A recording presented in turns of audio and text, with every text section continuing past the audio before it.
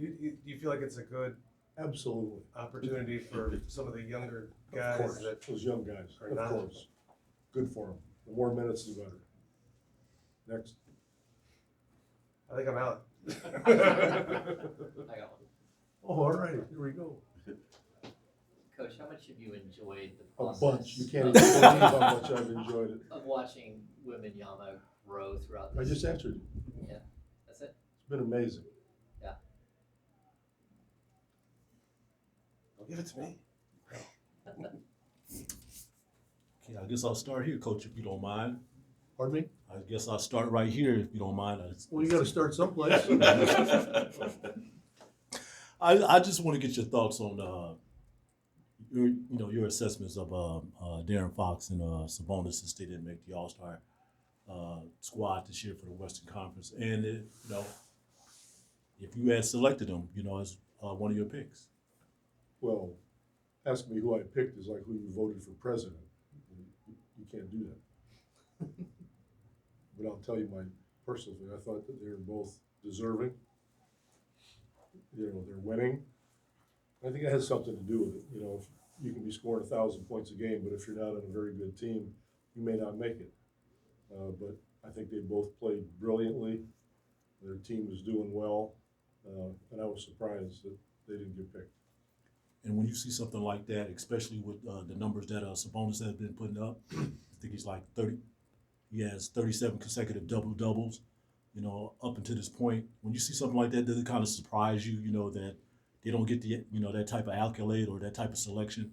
I think I just said that.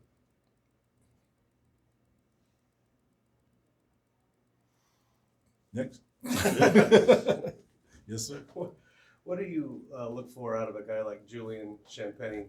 He's not a guy that's going to score 25. What's a good Julian game to you?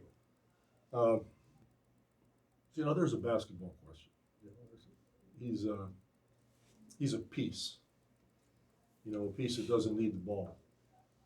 But he's a good shooter. If it gets rotated to him, he can make a shot. And there's only one ball. We don't have a great stopper defender. That would probably be the person normally in that slot with everybody else. But he's a young guy who hasn't really gotten a chance to play, and I think this is an opportunity for him to establish an NBA career. He's not going to be Kobe Bryant or anybody like that, but he could be a solid NBA contributor for 12, 15 years. And I say that because he's got great character. He's a good kid. He has a skill. So him having this opportunity, I think, is kind of special. I'm enjoying watching him.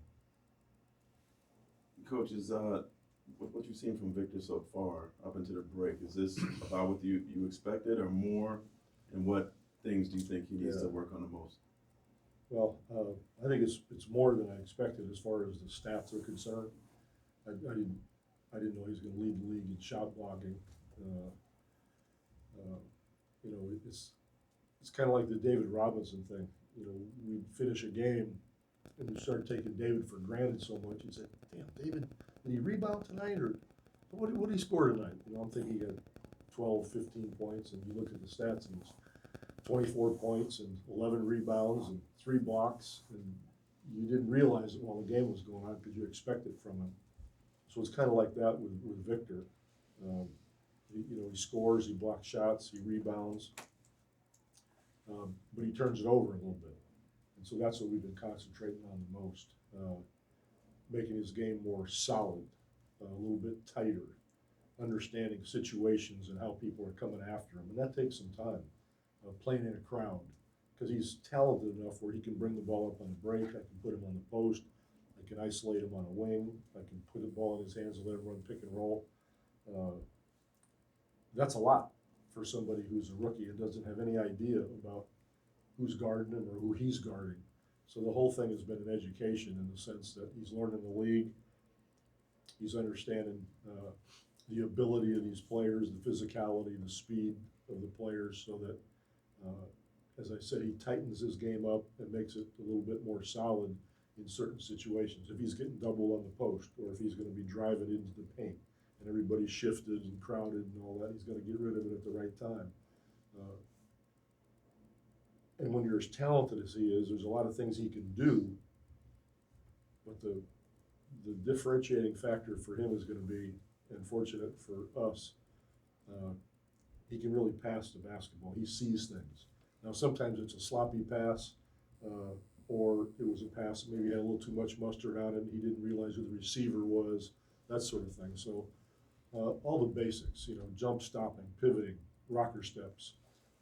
On the plane out here yesterday, we watched film of, who we watched? We watched Michael, Kobe, Mikhail, Duncan, Kareem, Hakeem, not to make him them, but to see really solid footwork and movement by fundamentally sound players. And so we're trying to get that into him. This is off the beaten path question. I don't know how much you got to know his father, but have you talked about Africa at all with his father and much about his background? And I don't know if you talked to Wemby about that background at all, but Not too deeply yet. No, I have not. I think you mentioned before the break we might see Victor's minutes increase down the stretch here. Do you have a number in mind, or? No, we're not going to play him Spreewell minutes, anything like that. But I think he's at 27 or something like that, 28. But he's got to get up over 30, and that'll be the goal. Coach, is there anything you could do from when you're that tall, from a dribbling standpoint? My guess is that people are like targeting the bounce. Yeah. What can he do that, does he dribble low? I mean, Exactly. That's one of the areas. But number one is he can't get into a crowd, because no matter how much we tell him, your dribble's too high. When you're 7'4", you're not going to dribble it down here somewhere. So he's got to adjust, starting to figure out spatial relationships. And when he's driving from a certain area in the court, where are the shift people? Where are these guys? When do I have to pick up the ball? When do I have to be more bent and have it lower to the ground so that I can deliver, better? So that's important to him. But the dribbling aspect is more a spatial relationship thing, because he's not going to get real low on it. But he can get more powerful in his pull-throughs and that kind of thing.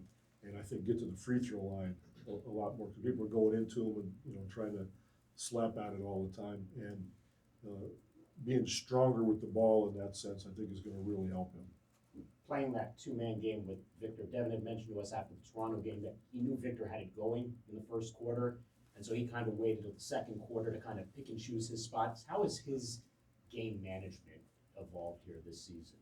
You talking about Devin? Devin's, yeah. He's upped his game. He's one of the guys on the team that all the development we've been doing with him, you can start to see the fruits of that. He's playing better defense. He's actually rebounding. He's becoming aggressive. Like if he's got a shot and doesn't shoot it, I'm on his ass. He's got to shoot it. He's one of our best scorers, if not our best shooter scorer. But he's driving it into paint. He's finding people. He's shooting the three in transition. He's got a green light.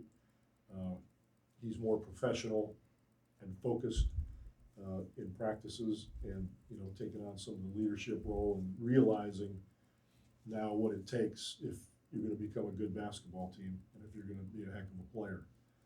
So having Victor now, have another player that's talented like that, it allows him to showcase some of that stuff and play that two-man game, whether it's pick and roll or DHOs or just playing off the elbow, with each other. So he's done all of that. Okay. Right. I've enjoyed this very much. thank you. Likewise. Did you get to San Francisco? We're going there, play Stevie in about a week. Oh, okay. All right. Yeah. You wait. Yeah. So I guess I gotta go. Yeah, hang out. Kick You me don't out? have to. Just gonna go You sit didn't there. ask and- I gotta go sit in there and I didn't have one, do but Republic, thanks for pointing that out. watch all the Republic